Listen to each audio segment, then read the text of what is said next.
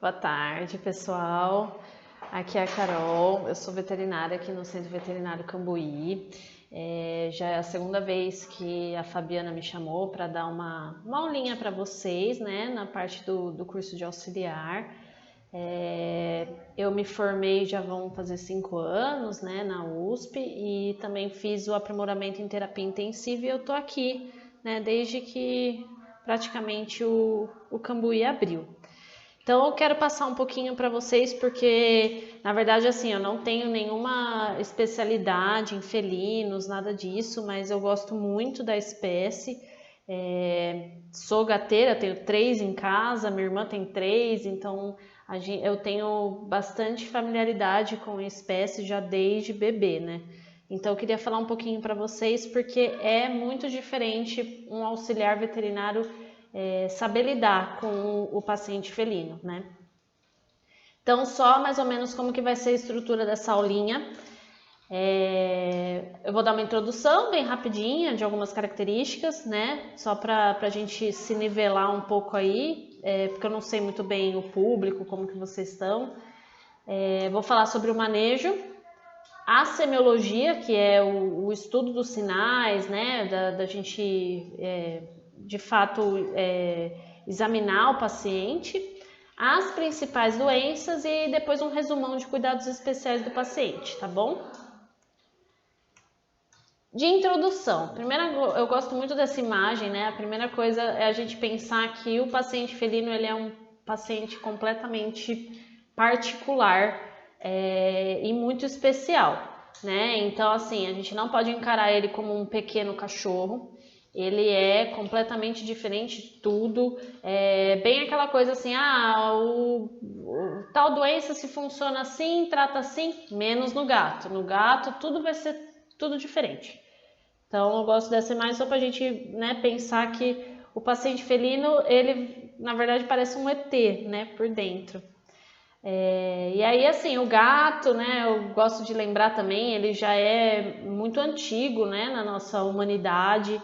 Ele era adorado no Antigo Egito, depois ele foi perseguido na Idade Média. Então, assim, é uma espécie muito diferente em todos os sentidos, até nos termos históricos dele, né? Então, pensando um pouco nesses termos históricos, a gente tem que pensar que eles ainda têm muitos traços selvagens, né? Eles foram domesticados faz pouco tempo, comparado aos cães. Então, eles sempre eram vistos mais como selvagens. Eles, por conta disso, são carnívoros estritos, né? Eles só comem carne, eles ainda não tiveram a evolução que, por exemplo, o cachorro teve de comer comida humana. Né? Os gatos, eles são carnívoros estritos, eles são mais territoriais. E aí a gente tem que pensar que, apesar deles eles terem essas características ainda de serem selvagens, eles já estão crescendo muito a população domesticada.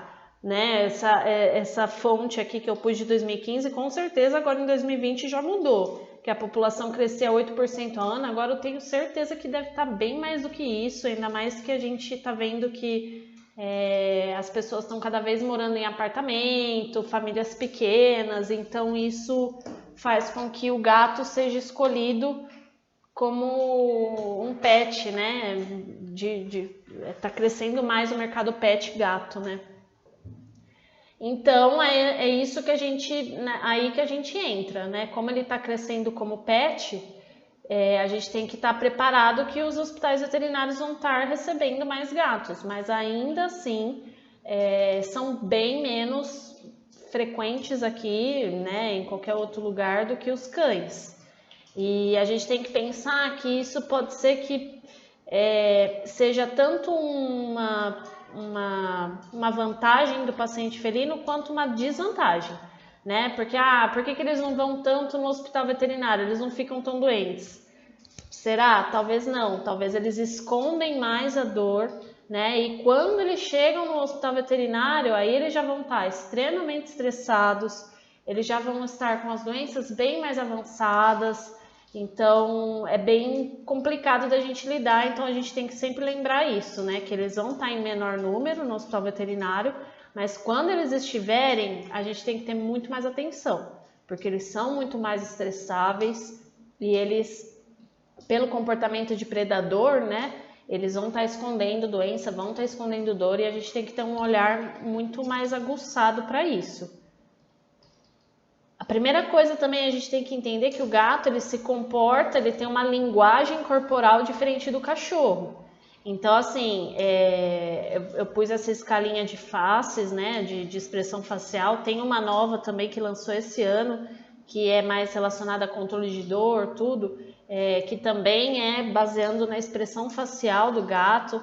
Apesar de muita gente falar que gato não tem tanta expressão facial quanto cachorro, eles têm sim, e é uma maneira deles se comportarem. A gente tem que saber ler essa linguagem corporal dele, né? Tanto o movimento de orelha, quanto a postura, as pupilas, se ele está rosnando ou não, né? O movimento da cauda, tudo isso a gente precisa levar em consideração e começar a entender essa linguagem corporal deles, né? Olha as diferenças de postura dele, quando eles estão com medo e quando eles estão agressivos. Então, alguns exemplos, né? Ali do canto esquerdo, bom, é o meu... vai ser difícil de eu falar das imagens, né? Mas enfim, tem setinha? Setinha aqui. Essa gatinha aqui, ó, olha como ela tá com as orelhas bem, né, rotacionadas. É diferente da postura dessa orelha aqui, um paciente mais amedrontado ou né, prestes a ter um ataque. Olha o tamanho da pupila, olha o tamanho da pupila aqui. Olha essa cara aqui, ó, olha que expressão facial do paciente, né? Quase não dá para ver a pupila, mas sobrancelha fechada, uma cara meio, né, os bigodes bem atiçados, assim. Aqui já é mais clássico da gente perceber que, putz, esse gato tá bravo, ele tá fazendo o famoso fu, né? Então, a gente tem que também considerar que, de repente, um paciente assim, né, com a orelhinha assim, pode ser que ele te ataque, né, sem você perceber. Então, a gente entendendo um pouco também de como o gato vai se comportar, como vai ser a linguagem corporal dele, a gente tem que começar já a puxar o gatilho aí do manejo desse paciente. O manejo do gato, ele vai desde quando ele está na casa do tutor, né, até o momento que você vai levar ele para uma cirurgia aqui já dentro do hospital.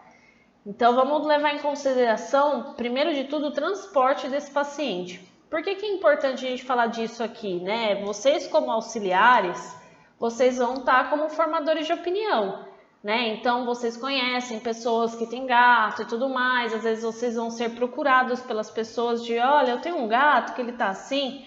Então, é importante a gente ter o papel de orientar já os tutores, que o tutor de um paciente felino, ele já precisa ter ciência que ele tem que ter uma caixa de transporte em casa, né? Não adianta, assim, ele ser dono de gato e achar que o gato nunca vai precisar sair de casa, ou o gato é solto e nunca vai precisar ter que levar para outro lugar, porque vai precisar. Então, a caixa de transporte é um item meio que obrigatório para os tutores, faz parte da responsabilidade deles, né? Então, a gente tem que sempre orientar para eles estarem preparados para isso. A gente tem vários tipos de caixa de transporte no mercado para gato. Então, isso também é legal de orientar o tutor. Tem caixas que são mais amigáveis para o veterinário, né? Aquelas que não abrem de jeito nenhum, que você tem que tirar o gato de lá de dentro à força, essa é terrível. Então, assim, aqui a gente vê uma caixinha que abre por cima e também tem abertura lateral. Aqui, ela abre lateral aqui, mas a gente sabe que desprendendo as abinhas aqui, a gente consegue desmontar a caixa. Essa aqui de tecido já é mais complicada da gente tentar tirar um gato daqui, né? Concorda? Então, isso também já faz parte da nossa orientação de como o tutor, né? Faz parte do manejo do gato, como o tutor transporta esse gato. Aí, quando ele vai transportar, o que é legal também, né? E quando ele chega na recepção do hospital, por exemplo, ter sempre uma toalha para cobrir essa caixinha, né? Ainda mais que a maioria dos hospitais aqui na região não tem nada separado, gato e cachorro. Então, é legal cobrir com uma toalhinha, ou de repente, que nem aqui tem no hospital, a gente tem uns puffzinhos assim, que aí a gente não deixa a caixinha no chão, né, onde está o cachorro andando, o gato fica mais elevado, então ele já se sente um pouco mais seguro. E aí isso já faz parte, né, e a gente nem pôs a mão no gato ainda, são só cuidados do paciente. E aí, beleza, fez o transporte, esse primeiro atenção aí com relação ao manejo, a gente vai ter que passar para a parte do atendimento, né? Deixa eu só ver como que estamos de tempo. Então, a parte do atendimento, pessoal, quando a gente, né, vai atender, a gente tem que se preparar, né? Antes de já sair pegando o gato e tudo mais. Então, para a gente se preparar, fechar tudo, avisar para a equipe, olha, vou atender um gato aqui, vou pegar um gato aqui, fechei todas as portas, todas as janelas, não tranquem a porta para nenhum desavisado entrar no meio da consulta lá com o gato, né? Quando possível, a gente deixar feromônios, né? Tem no mercado,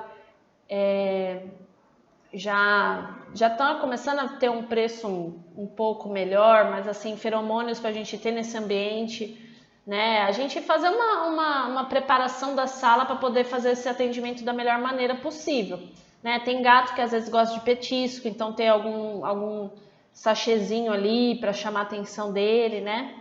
Isso já também faz parte do cuidado deles. Quando a gente vai tirar o gato da caixa, né? Quando que a gente vai tirar? Quando for extremamente necessário.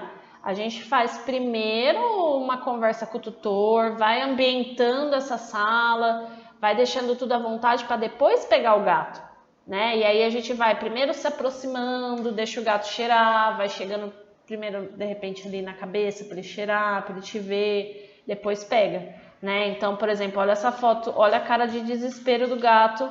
E aí imagina, a veterinária lá, começando o atendimento, anotando as coisas, o gato já no colo do tutor desesperado.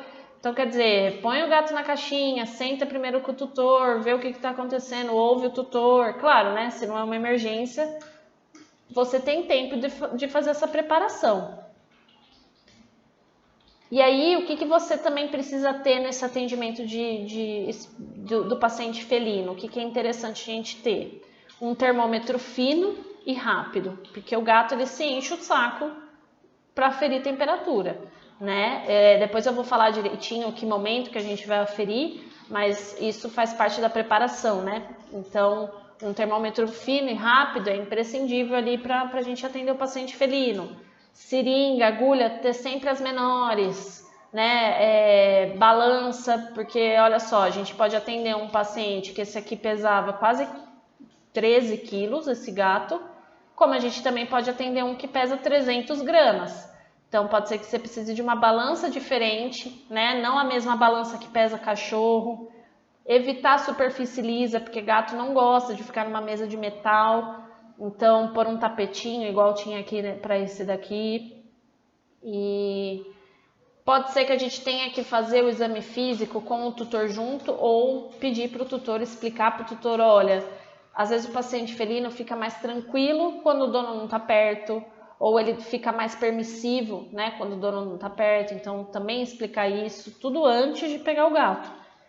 E quando você for começar a ver o paciente gato mesmo, primeiro a gente tem que lembrar, né, igual eu falei, vai se aproximando aos poucos e sempre na lateral. Nunca de cima para baixo com o gato, né? Porque, imagina, ele é um predador. Ele que costuma fazer isso, olhar as presas dele de cima para baixo. Então, a gente, né, pode provocar reações no gato que ele não está acostumado a lidar e gera muito estresse. Aí, vamos para a parte, de fato, de começar a chegar perto desse gato. Primeira coisa que a gente vai ter que fazer é a contenção. Né? E a contenção é aquela coisa, quanto menor é melhor para o paciente. Então, quanto menos a gente conter ele, menos estressado ele vai ficar e pode ser que ele colabore melhor. Mas a gente também tem que pensar que a gente tem que estar seguro, né? Então, a gente tem que conter ele de uma maneira que a gente vai estar segura e que ele também não fique a ponto de morrer numa contenção. Então, é o que a gente fala, não dá para brigar muito com o gato. A gente vai perceber que na medicina felina, né, com esse paciente, a gente vai lançar muito mais mão de contenção química do que com o cachorro. Né? Cachorro, ele tá meio que estranhando, você já põe uma focinheira, põe um colar, dá uma seguradinha ali na coleira, você consegue. Agora o gato, você não vai conseguir pôr uma focinheira às vezes, você não vai conseguir dar uma seguradinha, você vai ter que já sedar ele para evitar o estresse e para te proteger, tá? Aqui a gente tem alguns modelos, por exemplo, de uma focinheira de gato, né, que tampa o olho, ele fica escurinho, ele pode ser até que aceite, por exemplo, colocar isso, o tutor coloca, pode ser até que ele fique tranquilo.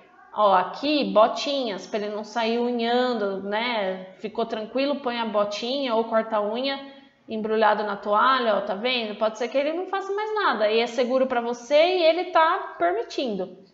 Mas a gente não sabe, tem paciente que você não vai conseguir chegar perto dele para pôr uma botinha na mão. E aí a gente pode começar a partir para outras coisas. Então, por exemplo, uma luva um pouco mais grossa para você conseguir chegar perto do gato e de repente pôr ele numa bolsa ou na toalha. Aqui no hospital a gente tem essa bolsinha. Às vezes o tutor também ajuda a pôr o gatinho nessa bolsinha. Ele se sente seguro ali, ele fica com a cabeça para fora, com as perninhas todas ali dentro, então você só tem que se proteger para não tomar uma mordida. E aí aqui você abre e tira, por exemplo, uma patinha, aí você consegue coletar o sangue, pegar o acesso. Ou, por exemplo, aqui, ó, que você põe ele embrulhado numa toalha, aí você consegue vacinar ele na patinha de trás. Então, são algumas maneiras de tentar evitar a contenção química, né, uma sedação, mas também proteger o paciente e o profissional. Vocês vão ouvir falar, vocês já devem ter visto, vocês às vezes já fazem também, esse tipo de contenção, que é o pegar no cangote, né? Eu não vou falar para vocês que, olha, é muito difícil de fazer, porque infelizmente em alguns casos acaba sendo feito. Quais são os casos que a gente faz? Quando a gente sabe que o paciente não está a ponto de ter um estresse ali muito importante, né? E às vezes ele só questão de, putz, você vai mexer um negocinho nele aqui, você, né, dá aquela coçada aqui no pescocinho, na cervical dele, você já consegue fazer algumas coisas. Filhote, a gente usa bastante isso, porque o filhote ele ainda tem, né? Porque o que é isso, pegar aqui no cangote? A mãe fazia isso com o filhote, né? A mãe do gato, né? Quando ia pegar ele, chamar atenção, alguma coisa assim, pegava pelo cangote e o filhote paralisava. Então, por isso que a gente sabe que às vezes tem paciente que quando a gente faz esse procedimento, eles ficam mais tranquilos, porque ele remete ao fato de que a mãe fazia isso neles. Então, por isso que às vezes acontece da gente ter o gato assim. Mas a gente tem que tomar cuidado, né? Porque uma coisa é você segurar o paciente aqui de lado, você não tá pondo força, outra coisa é você erguer o gato pelo cangote, esticar ele assim. Então isso de fato é muito difícil a gente fazer. Agora, pegar o gato, vocês vão ver que a gente, né, na rotina, veterinário, outros auxiliares, a gente pega o gatinho, às vezes segura por aqui, segura as patinhas de trás juntas, isso a gente costuma fazer na rotina, mas nada com força, nada muito forçado, e é só a gente partir do suposto que não vamos brigar com o gato. Se ele aceitou uma vez ali, você dá essa leve segurada ou uma toalha na cabeça, ok. Agora começou a brigar muito, o gato tá inquieto, ele não tá deixando, ele tá te pondo em risco também, tem que sedar esse paciente. Aqui, vamos ver se vai rodar. É um videozinho de um gato bem bravo, mas que a gente jogou uma toalha, na verdade foi um amigo meu, jogou uma toalha e conseguiu dar vacina nele. O vídeo passa, né, cadê?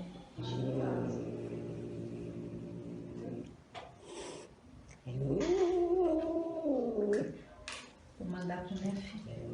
Não vai dar pra ver a aplicação da vacina, né, mas... Tá seguro.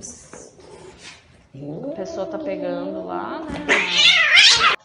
E a outra tá segurando aqui ele na toalha, enquanto ele foi lá por trás, então sempre, né, duas pessoas. E não foi tão estressante pro gato. É um gato bravo, ok, mas a toalha resolveu para dar essa vacina. Aqui também, eu não lembro se esse videozinho é curtinho, acho que ele não é tão curto, mas aqui fala um pouco sobre a parte que eu falei da mãe. Deixa eu ver aqui, qualquer coisa eu vou encurtando. Oi, seja muito bem-vindo ao canal Coisas de Gato. E no vídeo de hoje nós vamos falar sobre por que não devemos segurar o gato pelo cangote. A maioria de nós conhece pelo menos um mito sobre os gatos, não é? Talvez tenha a ver com a largura dos seus bigodes ou com a cor do gato, por exemplo, o gato preto que lhe dá azar e tudo mais. Bom, a maioria desses mitos não passam de conversa para boi dormir, não é? Porém, o fenômeno conhecido como clipnoses é real. Bem, para aqueles que não estão familiarizados com o termo clipnoses, esse termo se refere ao fenômeno pelo qual o gato se torna praticamente imóvel por causa de um aperto suave na pele solta da parte de trás do seu pescoço. É mais ou menos como aquele gesto de segurar pela nuca, apenas de um modo mais suave, é claro. Bem, mas segurar o gato pelo cangote ou pela região cervical, como preferir, é uma daquelas coisas que a maioria das pessoas parece realmente saber o que fazer quando precisa lidar com um bichano. É quase instintivo da pessoa. Muitas pessoas, inclusive veterinários, pegam um gato pelo cangote para imobilizá-lo e assim poderem examinar ou medicar o seu bichano. E há quem use da técnica, entre aspas, para punir o gato por mau comportamento. Isso mesmo, entre aspas, e nós já vamos explicar por quê. Segundo a doutora Jennifer Coates, o mecanismo bioquímico que pode levar o gato a ficar quase imóvel quando contido pela região cervical não parece estar muito claro.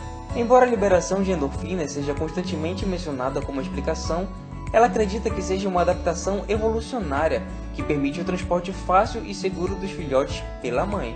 O Dr. Martin Becker explica que, tradicionalmente, os veterinários têm sido ensinados a segurar os gatos pela área cervical para controlá-los durante exames ou procedimentos. Segundo a teoria, uma vez que os filhotes ficam paralisados sem reação quando as mães o carregam pelo cangote, e uma pegada humana sobre a pele levaria ao mesmo tipo de resposta.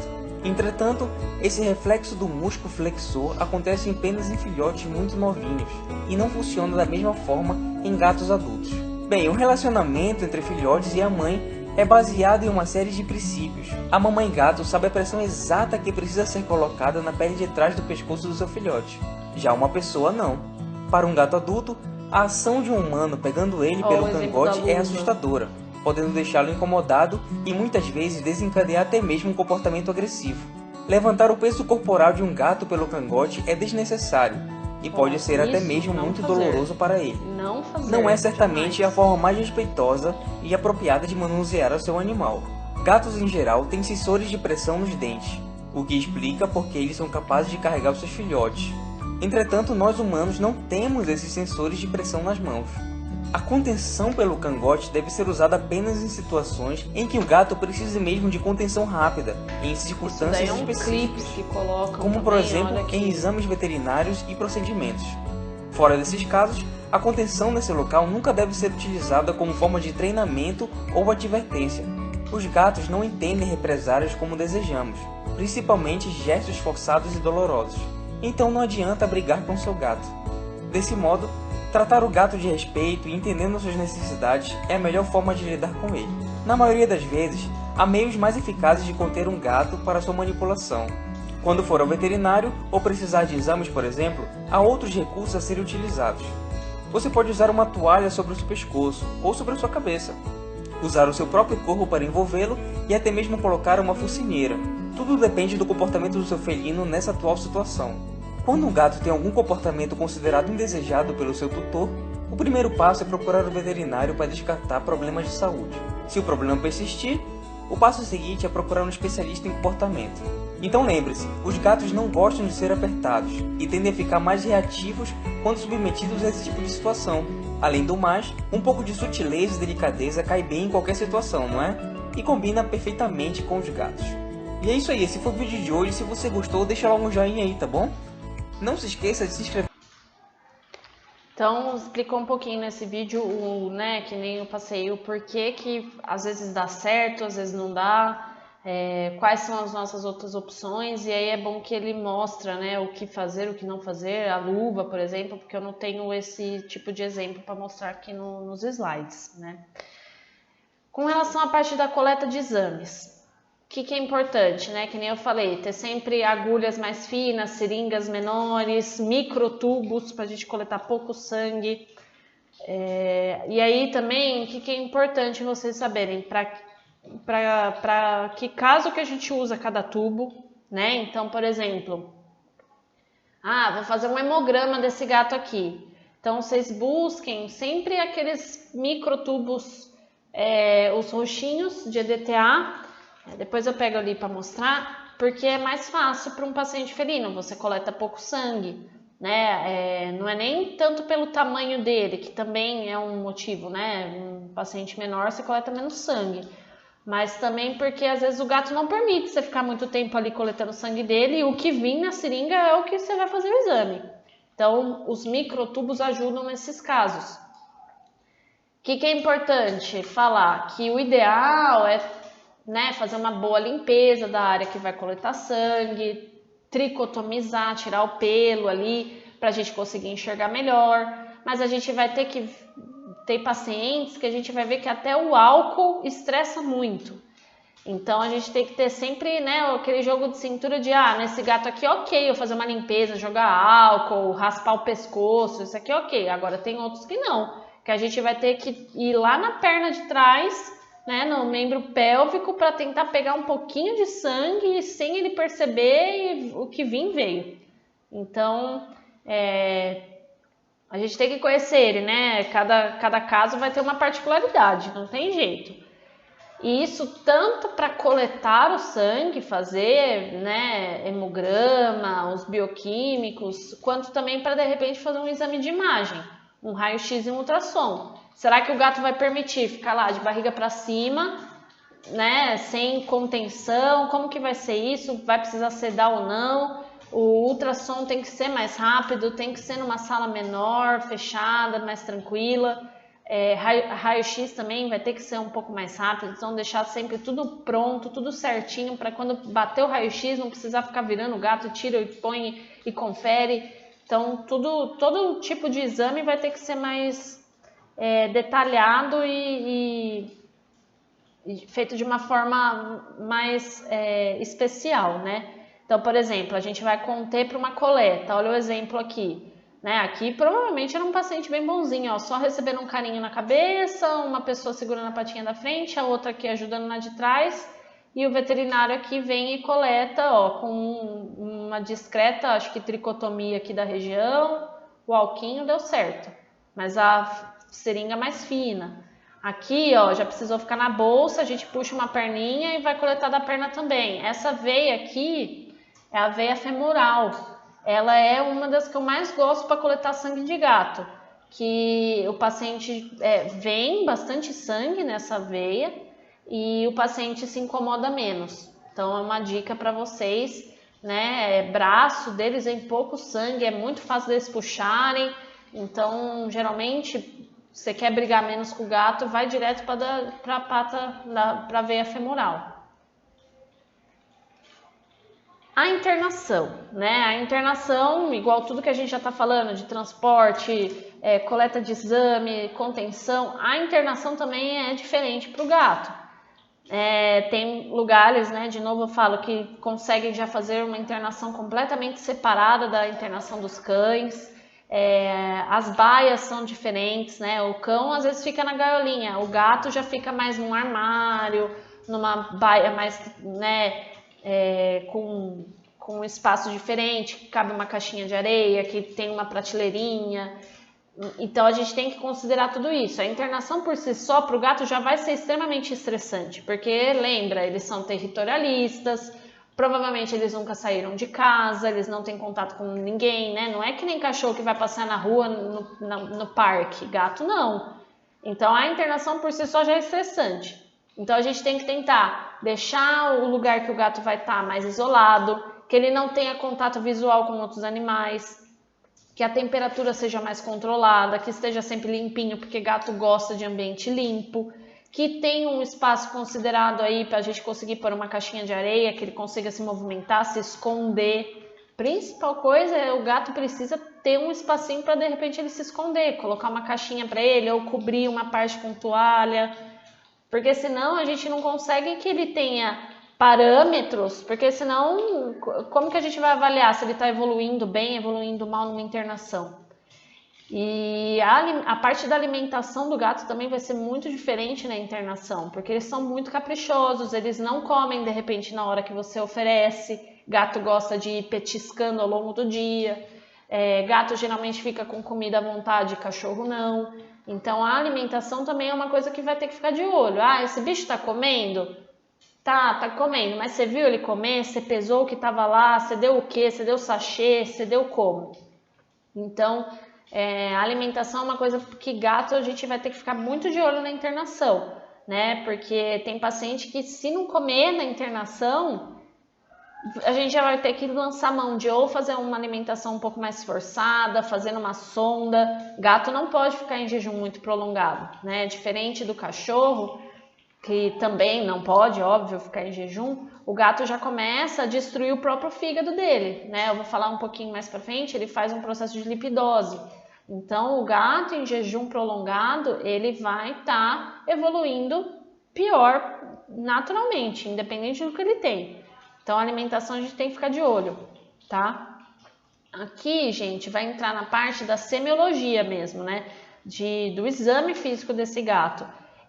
Tem um link aqui de um vídeo que é muito interessante, depois vocês entram, que faz o passo a passo, bem explicadinho, de um exame físico completo em gato.